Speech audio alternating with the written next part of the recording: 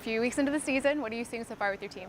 Yeah, well, last year we had a lot of freshmen that played, and you're hoping that when they come back as sophomores that they've improved, in shooting and passing, dribbling, all, the basics, the elements of basketball. And I think a number of them have improved. We have a bunch of gym rats that are in that class, and which is great.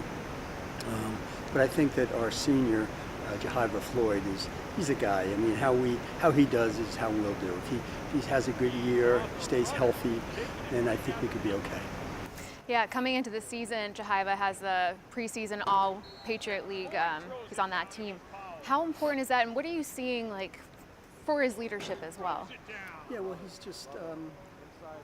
he's grown so much since he was a freshman. He wouldn't look you in the eye for 2 years. At least he didn't look at me in the eye.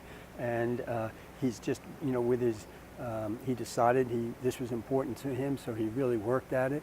And, with that gain in confidence, when he saw that, hey, I'm doing pretty well here in this basketball thing, he grew as a person. And on the campus, he's a big man on campus, and not just because he's 6'8", but he's involved in a lot of different things on campus, a lot of activities.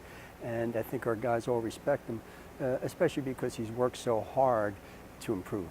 You guys have had about a full year now with the Luth Athletic Complex. What have you seen as far as improvements, whether it's the facilities you've been able to use, the new weight room, and then also how has it helped with bringing in recruits? Yeah, well, I think the sophomore class, they saw the sticks in the ground, as they say, and so they said, oh, Holy Cross is committed to doing something here, which they really hadn't done in 30 years, as far as I remember. And people came through. All the alums, who are passionate about sports here came through, and certainly Mr. and Mrs. Luth, but others too. And so it's helped immensely, and it'll continue to help because it's a first-rate place now, and you're happy to bring people here. They see it and they can't believe it. Especially recruits from out of the area.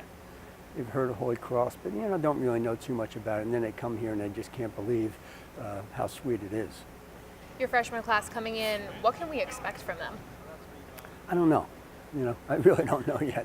I know we've had a few weeks of practice, but I think that the majority of minutes will be with the guys that were here last year, and as the freshmen come along, then we'll just see how they develop. And I think there's some ability there, and they just have to find their way a little bit. Last year, the team faced a little bit of adversity, losing a veteran player, but the team rallied around it and played really good basketball towards the end. What do you think the team learned from that? Well, in football that they do, I mean, I don't know anything about football, but when I go to the games and a guy gets hurt, they say next man up, and that's what happened. Different guys, rise to the occasion and get a chance, and then it's your time. You got to make the most of it, and I think some guys did last year, and I'm hoping that trend continues. Yeah, and you were kind of mentioning that earlier too, that the freshman class last year, sophomores now, they were a huge impact for your team last year. How important is it to get that experience early on and hopefully let that translate the next 3 or 4 years in college? Yeah, I don't want to be a downer, but sometimes freshmen come in and they're doing great, but then they don't improve. Right. People say, oh, you had all these freshmen last year, or you have everybody back, but you lost, most of your games. Well, maybe having everyone back isn't a plus. But I think, as I mentioned before, this is a group, the sophomores, that really love to be in the gymnasium, and it wears, a few guys more so than a few of the others, and then all of a sudden, just by osmosis, those others, they say, wow, I think I'm going to go in the gym with him and, shoot around on a Saturday night. Now, last year, you guys played a tournament out in Ireland, and we kind of talked about that, how it's not just, a player experience, but it's also a person experience. You're learning a new culture, you're leaving the country, but what were you guys able to learn from that trip out there? Well, we're right on the border there. We're in Belfast, so I think a lot of guys learned a little bit about some of the history there, and it's still a mess over there. And now with this Brexit, it's even messier. But I think it was, it's educational for the guys. I mean, they say, wow, this kind of stuff happens. Everything isn't, picture perfect like in the suburbs where I grew up. You're staying a little bit closer to home this year with your tournament, going to the Hall of Fame tip-off in Mohegan Sun, playing big teams like Michigan and Providence. How important is it, to be able to be a part of these tournaments and seeing teams that you wouldn't necessarily be able to see in a regular season? Yeah, well, it's nice because you're playing these teams, and it gives your guys a chance, because some of them feel slighted. They weren't recruited at a higher level maybe, and now they say, okay, well, here's your chance. Let's see what you can do against some of the big boys. And those are, two very good programs, and they have been for years. So I think it'll be a great challenge for us.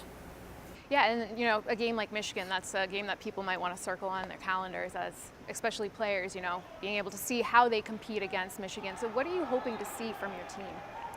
I'm not really worrying about them right now. I'm more worried about the next couple weeks before our opening game against Sacred Heart, and I'll worry about Michigan later on. I mean, as I mentioned to you before, my hair is gray enough to, I don't want to worry for 3 weeks or a month about Michigan and Providence. We have a lot of work to do the next 2 weeks, in the gym. Your first game of the season is November 6th. Feels like it's always getting earlier. As a coach, how do you kind of work with that? Well, it's a long season, and so I think we have enough time to prepare for it, even though it's a few days earlier, the start time. And because it's a long season, the players get tired of you, right? I mean, that's it. And sometimes coaches get a little tired of them. So if you're starting in September, October, November, and you hope you're playing into middle of March, that's a long time. So I don't know. I'm not really for lengthening the season, and we practice in the summer now. You can have a few hours in the summer. I don't know if that's the best thing in the world, because I think then they really get tired of you. You guys have a game at the DCU Center this year. There's a little bit of charm playing in a smaller setting because you have fans literally breathing down your neck, but there's also the excitement of playing in a bigger arena. Yeah. As a coach, what do you like, and are there perks to both?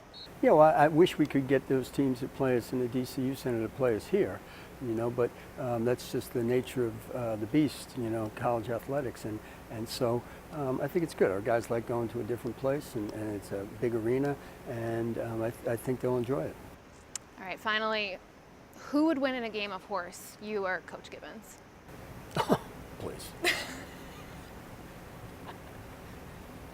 Is that, yeah. Interpret that however you want. Okay. Awesome. Thank you so much, Okay, Coach. all right.